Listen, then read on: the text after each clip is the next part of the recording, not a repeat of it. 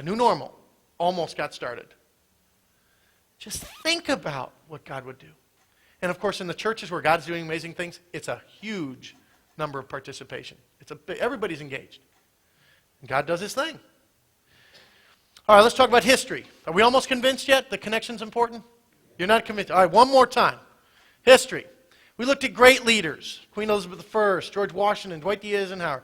All these great. We looked at failed leaders. And we compared the way they led. We compared the way they related to people. Let me give you an example of one that maybe you've never heard of. Her name is Frances Hesselbein. Anybody? Who's Frances Hesselbein? Has anybody ever heard of Peter Drucker? Who's Peter Drucker?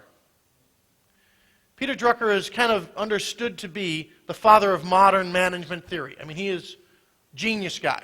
Good Christian guy, too, by the way, in case you were wondering. He called Frances Hesselbein the greatest leader, one of the greatest leaders he's ever seen. Frances Hesselbein, in Pennsylvania, took over her ailing Girl Scout troop, even though she didn't have a daughter. It just wasn't working well. She said, I can get in there and help fix something. Didn't even have a daughter. She's just running it because it needed to be done. From there, she ascended to the point where she became the CEO of the Girl Scouts of America. Okay?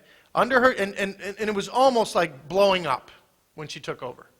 She took it from that, and of course, one of the big reasons was disconnection, to becoming one of the most thriving organizations ever. Let's look at it. In her 24-year career, she pulled the Girl Scout organization from near extinction and grew it to become a thriving body of 3.5 million Girl Scouts, with a paid staff of 6,000 and 730,000 volunteers.